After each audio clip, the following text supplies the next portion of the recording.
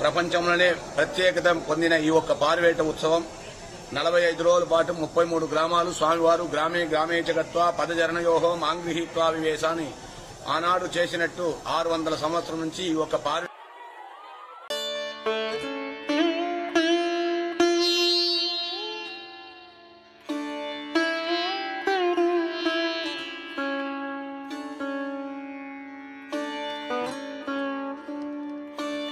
పార్వేట అనే పేరు దానికి. పరి అనగా గుర్రం, వేట గుర్రం మీద వెళ్ళి భగవంతుడు వేట ఆడతారు. ఎవరిని? దుష్ట శిక్షణ శిష్ట సంరక్షణ.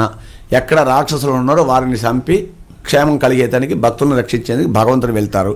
ఆ పారివేట ఉత్సవమే మన అహోబిల క్షేత్రంలో తిరుమల కొండ మీద ఉండి పారివేట ఉత్సవం ఉంది. అదే సంక్రాంతితోనే ప్రపంచంలో ఉండే వేరే వైష్ణవ క్షేత్రం ప్రతి క్షేత్రంలో పారివేట ఉత్సవం మకర సంక్రాంతి మరుసటి దినం పారివేట ఉత్సవం అనేది ప్రపంచమంతా అనుష్ఠానం చేస్తారు.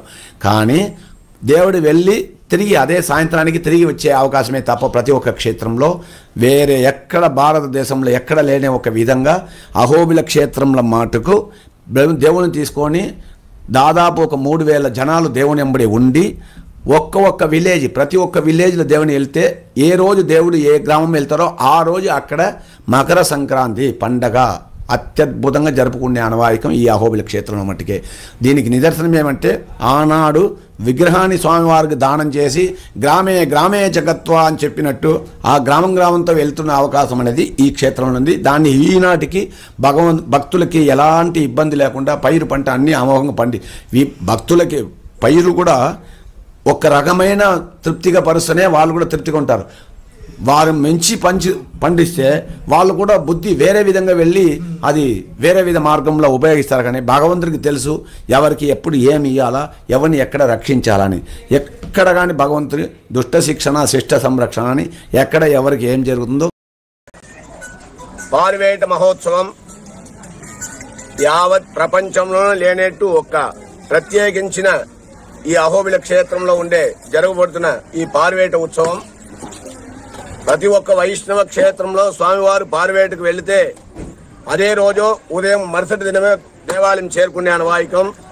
ప్రత్యేకించి అహోబిల క్షేత్రంలో దాదాపు 650 సంవత్సరాల నుండి జరగబోయిన ఈ పారివేట ఉత్సవం గ్రామే గ్రామే చ గత్వా పదచరణయోహో మాం గృహీత్వా వివేశాని ఆనాడు కాకతీయ మహారాజుల కాలం నుంచి ఈ ఒక పారివేట ఉత్సవం అనేది ప్రతి సంవత్సరం సంక్రాంతి మహోత్సవం దేవాలయం వదిలి దేవాలయం నుంచి స్వామివారు 33 గ్రామాలు 41 రోజుల పాటు ప్రతి ఒక్క పల్లెలకు వెళ్లి భక్తుల్ని రక్షించే అనవాయికం.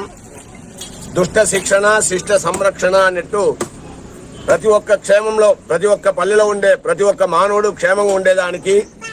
అదే కాకుండా స్వామివారి ఒక వైవాహికోత్సవం ఈ పారివేట ఉత్సవం ముగించి స్వామివారు దేవాలయంలో చేరుకున్న మాత్రమే ఈ ఒక్క వారికి పాల్గొన శుద్ధ పంచమి నుంచి పాల్గొన శుద్ధ పౌర్ణమి వరకు అత్యద్భుతంగా అదే స్వామివారు అహోబిల క్షేత్రానికి చేరుకునే అనవాయికం. అక్కడ చేరుకున్న తర్వాత స్వామివారికి ఎగువ అహోబిలంలో శ్రీభూమి నీలా చెంచులక్ష్మీ నాయికా సమేతస్య శ్రీ జ్వాలా నృసింహస్వామి వారికి అదేవిధంగా మరుసటి దినం శ్రీభూమి నీలా అమృతవల్లి నాయికా సమేతస్య శ్రీ ప్రహ్లాద వరద స్వామి వారి యొక్క బ్రహ్మోత్సవం 2 క్షేత్రాలు ఉభయ క్షేత్రం అంటారు. ఎగువ దిగువ అహోబిల క్షేత్రంలో పాల్గొన శుద్ధ పంచమి నుండి పౌర్ణమి వరకు అత్యద్భుతంగా జరుగుతున్నది కనుక యావత్ రాష్ట్రంలోనే కాకుండా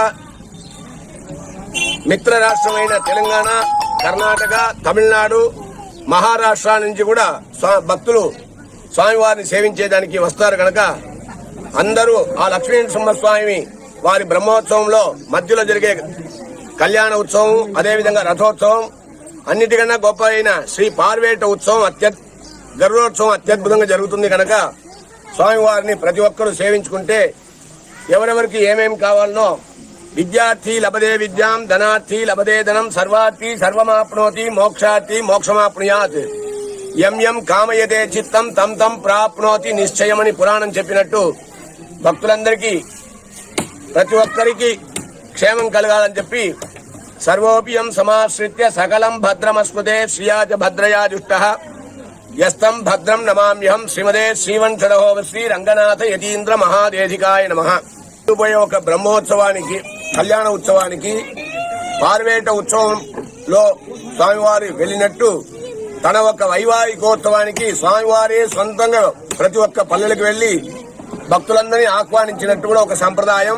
స్వామివారి కళ్యాణ ఉత్సవాన్ని మధ్యలో ద్వాదశి ఏకాదశి రోజు అత్యద్భుతంగా జరుగుతుంది కనుక స్వామివారు ప్రతి ఒక్క పల్లెలకు వెళ్లి స్వామివారి అందరినీ భక్తుల్ని ఆహ్వానించినట్టు కూడా ఒక చరిత్రం. ఇక్కడ చెంచువారు స్వామివారికి అంబు కొడుతున్నారు. అంబు అంటే బాణం. ఎందుకనగా ఉగ్రరూపుడైన నరసింహస్వామి అడవిలో తిరుగుతూ చెంచులక్ష్మి అమ్మవారిని చూసినప్పుడు తన కోపం తగ్గిపోయింది కనుక స్వామివారు చెంచులక్ష్మి అమ్మవారిని వివాహం చేసుకోవాలనుకుంటారు.